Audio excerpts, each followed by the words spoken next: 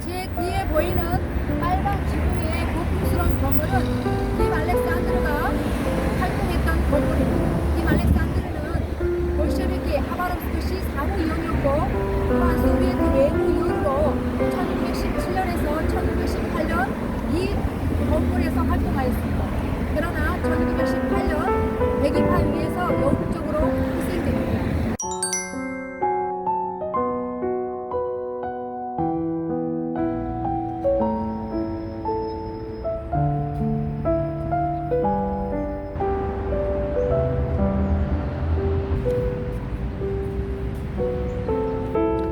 이곳은 1918년부터 1920년 시베리아 내전 당시 소비에트 권력을 위해 싸운 사람들이 백인파와 애국 간섭군에 의해서 처형된 곳으로 얼마나 당시에 많은 사람들이 희생되었는지 러시아 사람들은 이곳을 죽음의 계곡, 죽음의 골짜기라고 불렀습니다.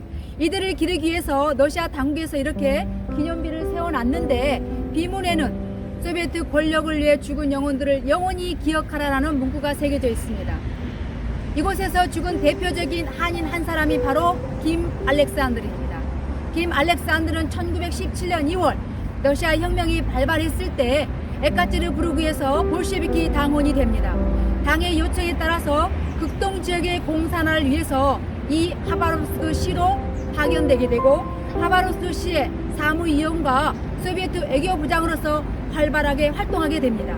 그런데 1918년 백인파와 일본군에 의해서 그만 하바롭스크 시가 함락당하게 되고 마지막 탈주선을 타고 아무르 강변으로 도피하던 중 그만 체포되게 되고 심한 고문을 받게 되는데 당시 러시아 장교가 묻습니다. 너는 조선인데 뭐 땀시 러시아 혁명에 참여를 했냐? 그러자 김 알렉산드르가 말하기를 그렇다.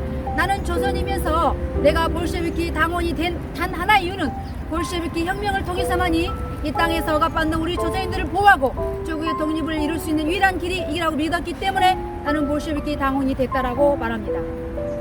심한 고문 당한 뒤에 이곳 죽음의 골짜기에서 한반도의 13도를 상징하는 열쇠의 발자국을 뗀 후 총탈을 맞고 쓰러지게 됩니다. 이곳에서 죽었던 수많은 사람들의 시신은 우초스 절벽에서 아무르 강변에 떨어지게 되고 이 소식을 듣게 된 많은 한인들은 김 알렉산드를 생각하면서 아무르 강에서 낚시도 하지 않았고 그곳에서 잡은 물고기도 먹지 않았다고 합니다.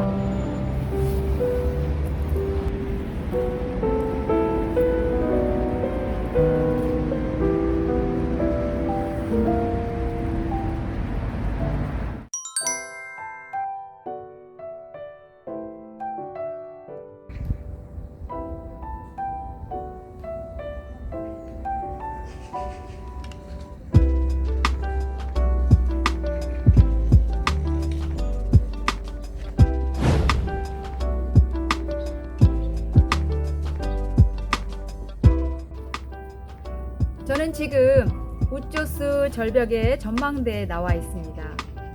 아무르강이 가장 잘 보이는 명소 중에 한 곳인데요.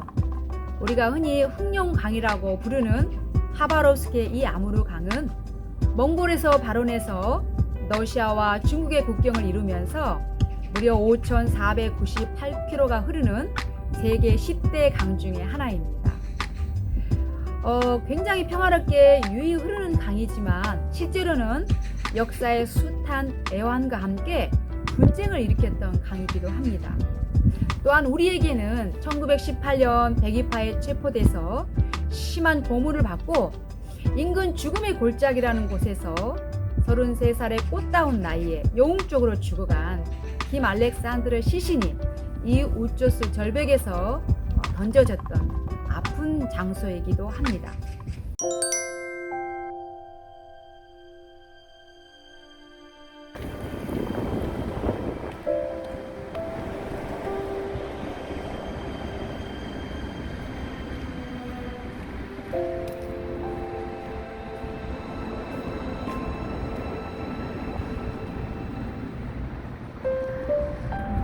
이곳은 1930년대 스탈린에 의해서 처형된 모든 사람들의 영혼을 달래기 위해서 하바롭스크 시리 공동묘지 입구에 설치된 자그마한 기도소입니다. 이 기도소 둘레에는 검은 책 모양의 비석문이 있는데 이 비석문에는 하바롭스크 시에서 처형되어 묻힌 4,302명의 희생자들의 이름이 새겨져 있습니다. 이 희생자들 이름 중에는 우리에게 낯익은 조명희, 김하석, 황석태 등 한인 지도자들의 이름도 찾아볼 수 있습니다.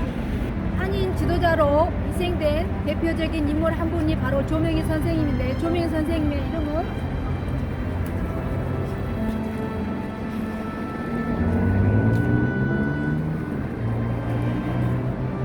이 줄 맨 위에 세 번째 조명희라고 정확히 새겨져 있는 것을 볼 수 있습니다.